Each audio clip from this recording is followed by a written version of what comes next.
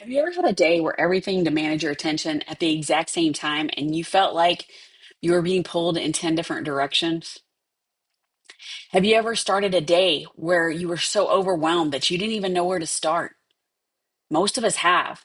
And more often than we would like to admit, many people will not admit it. They won't admit how overwhelmed they actually feel every single day, which is why I want you to see you're not alone if this is how you're feeling at this moment. Because this world seems to be moving at a rapid pace of change, this profession at a rapid pace of change. And today I want to talk about overwhelm in three simple points: why it happens, what it really means, and how you can take back control when life feels too much. To explain why it happens, I want to take you back to a moment in my life where it hit me the hardest. 20 years ago, I was a single mom raising a 2 and 6 year old while working, going back to school, and trying desperately just to keep my house together. My 2 year old suffered from chronic sinus infections. A simple cold could turn into bronchitis or pneumonia just overnight. But there was this one night that I will never forget.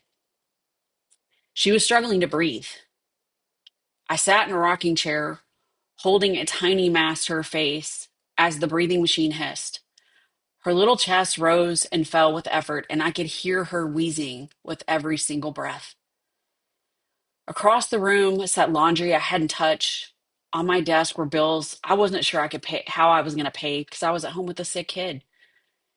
In my lap were textbooks and homework I needed to finish before the next day. My 2 year old needed me calm, present, and strong. My 6 year old was confused and scared of what was happening to her sister. And inside, I myself felt like I was drowning. Research shows the human brain can comfortably hold about 7 pieces of information at once, and newer studies are finding it might be closer to 4. But in moments like this, the moment I just described, we're juggling dozens. We're juggling tasks, worries, fear, decisions, our own emotions, emotions of others. And this is what psychologists call cognitive overload. And according to the American Psychological Association, overwhelm triggers the same response as physical danger. Our bodies go into fight, flight, or freeze, and our ability to prioritize disappears. And in that moment, I was frozen. So if overwhelm comes from trying to hold everything at once, then how do we break through it? That brings us to what overwhelm really means. After my daughter finally fell asleep in my bed, I sat at my desk with a scrap piece of paper. And I wrote down everything that was going on in my head, every task, every fear, every reminder, and every emotion. You see, it wasn't about being organized, it was about survival, getting the weight out of my mind onto something that could hold it for me. And it was that piece of paper. Studies show that writing down your thoughts can significantly reduce mental stress. So, what I did next is I crossed off everything that didn't matter right now, not forever, just in that moment, because stress makes everything feel urgent. But urgency is often an illusion. Finally, I circled the three most important things on my list. Then I numbered them: one, two, three. Which ones were the most important? And in that moment, I realized the most important thing I needed to do was sleep while she slept. I didn't know what the night would bring, but I knew I was too exhausted for anything else to matter. Overwhelm isn't just having too much to do, it's losing sight of what matters right now in this moment, which brings us to how to take back control. When overwhelm hits, ask yourself, what is the most important thing I need to do at this very moment? This moment, not tomorrow, not the whole list, right now.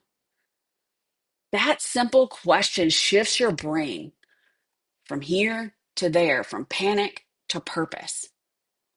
Harvard research shows that identifying a single top priority lowers stress hormones, increases productivity, and improves your mood. And in the real world, outside this room, This method works. One priority at a time, one moment at a time.